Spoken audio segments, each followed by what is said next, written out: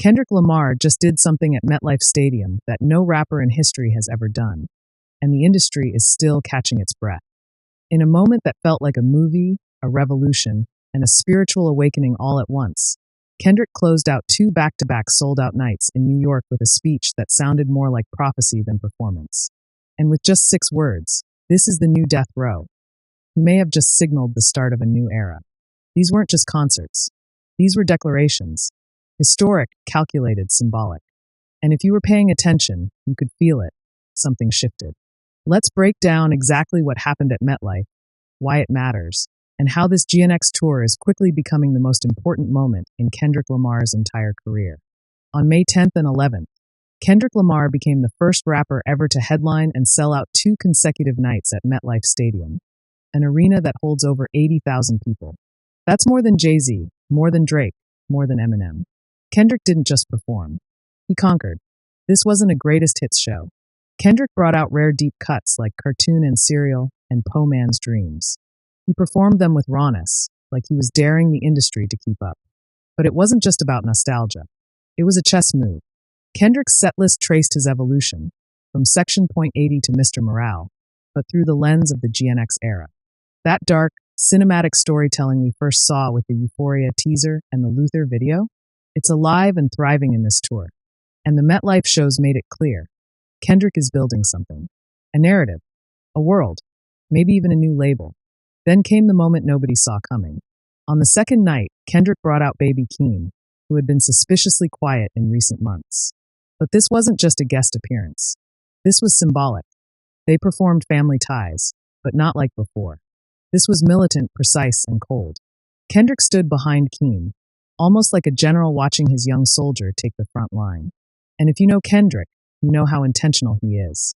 Every move is layered, bringing Keem back into the spotlight during this era where Kendrick is clearly burning bridges with the mainstream industry, especially with Drake.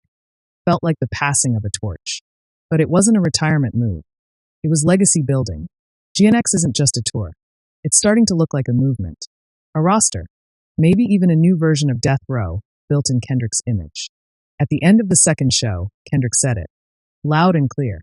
Now let's pause. That line isn't just for hype. It's a nuclear bomb dropped on the industry.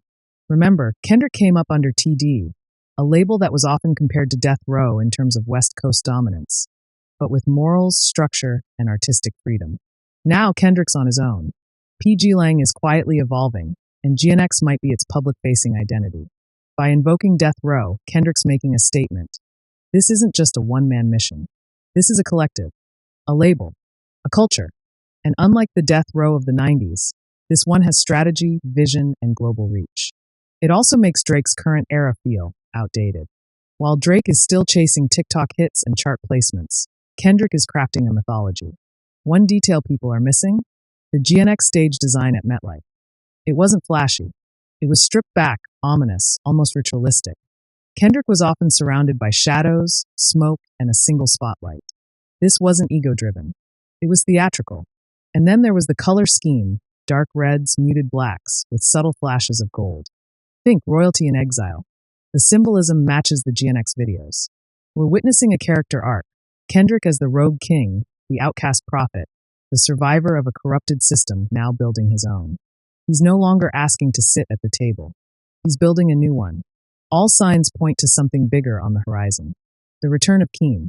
The phrase New Death Row. The continued rollout of the GNX aesthetic. It feels like Kendrick is preparing us for a project, or a label announcement, or even a collaborative album with Keem and other rising artists. The GNX Tour might be the rollout. The question isn't if something's coming, it's when. Kendrick Lamar just redefined what it means to be a hip-hop artist in 2025. While other rappers are caught up in metrics, beefs, and Billboard politics, Kendrick is focused on legacy. Art. Cultural power. MetLife wasn't just a flex, it was a funeral for the old era. And Kendrick just buried it with a smirk. We're not watching a rapper anymore. We're watching a visionary build his empire in real time. So the next time someone asks who runs hip-hop now, don't look at the charts. Look at MetLife.